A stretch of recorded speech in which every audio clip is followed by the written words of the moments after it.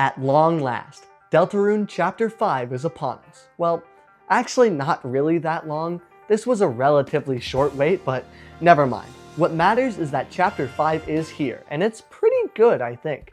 In this video, I am going to talk about Deltarune Chapter 5 and my opinions on it. If you've seen any of my other videos, me covering another Deltarune chapter is probably not a surprise. But if you are new here then, hi, I'm JaxDev. I make mediocre video essays on the internet, and thanks for stopping by. Also, this video is meant for people who have already played Chapter 5, so yes, there will be spoilers. Please just go play the game.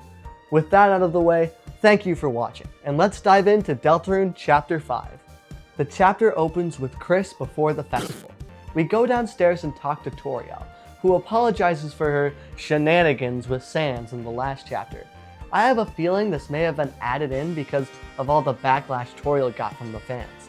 Anyways, we head to Castletown and meet up with Susie, and we prepare her for her date with Noelle at the festival. The festival section takes up a large part of the opening of the game, though that's really just dependent on how much time you spend there.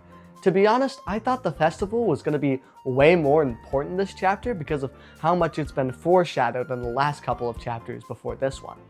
We get to see a lot of interaction between Susie and Noelle, and it's really sweet.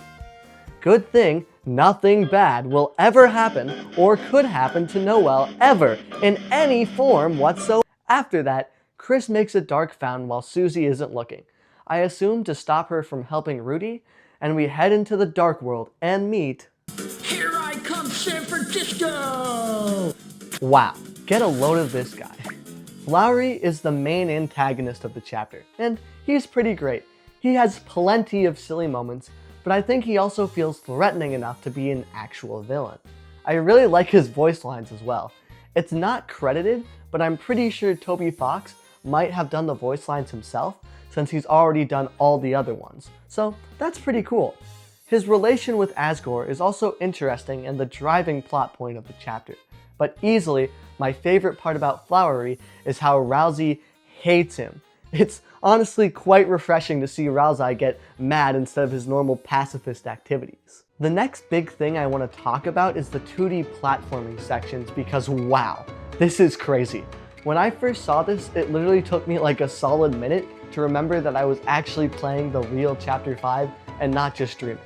Guys, I think Toby may have liked Silksong a little too much. Here's the thing, this shouldn't work.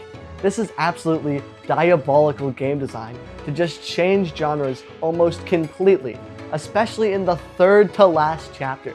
But for some reason it just works. It's super fun. It's very well balanced. The game introduces a bunch of different mechanics to keep it fresh throughout the entire game, and it just works somehow. I can't understand why this choice was made, but I'm still very happy it was made because these sections are really fun. But it's not just the 2D platforming that's fun, the entire game is fun. All of the new puzzles are great. I really like the puzzles with the scissors, which for some reason it kind of reminded me of the crappy block code get the character to the end of the level things that you had to do in middle school. That is, if anyone besides me had to do that. But the battles here are also pretty superb. There aren't as many enemy encounters compared to the last couple of chapters. However, the chapter makes up for that with many amazing boss fights spread throughout by the wonderful flowers. Let's talk about the flowers for a second because these guys were easily the highlight of the chapter in my opinion.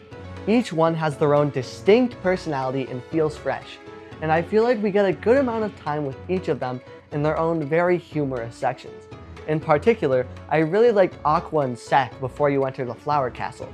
It really reminds me of the old Sans and Papyrus dynamic in Undertale, but with a new coat of paint.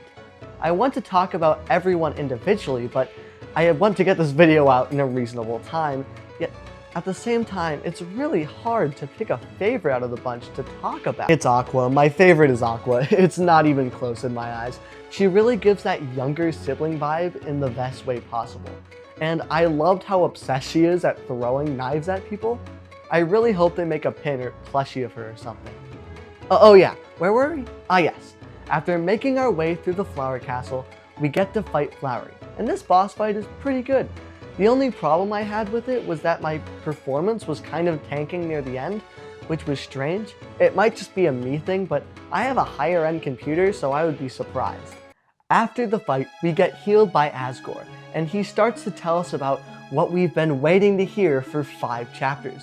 But first he talks about the effect it had on him and how it motivated his actions this chapter, yada yada, and wait, what? That's the end of the conversation? That's it? That's the lost episode? Now we get into what I personally theorize is going to be very controversial among certain fans, which is that, to be honest, Chapter 5 doesn't really progress the plot all that much. Now, personally, I don't mind, especially since Toby said in the newsletter that Chapter 5 was supposed to be one last fun adventure before things really started to get serious. But I feel some people are going to be quite disappointed with this chapter because of that. And I hope that doesn't happen, because Chapter 5 is really good in my opinion. But after Chapter 4, I don't know if some fans will be satisfied with another less serious adventure. Not to say that Chapter 5 doesn't have its serious moments though. There are several parts I thought were interesting, mostly that being Susie and Noelle interacting and getting the shelter code. After we leave the flower shop, Susie asks us to walk her home, only to reveal that her home is actually the castle town. I love this moment, and I think it's a really nice way to end out the chapter. To wrap things up here, I really love Chapter 5. It's another great addition to the game. I'm very excited for Chapter 6, and starting to get an image of how the story might actually end. And oh wait, I just remembered, this chapter is supposed to be very important for the Weird Route. I'm gonna have to go check that out, and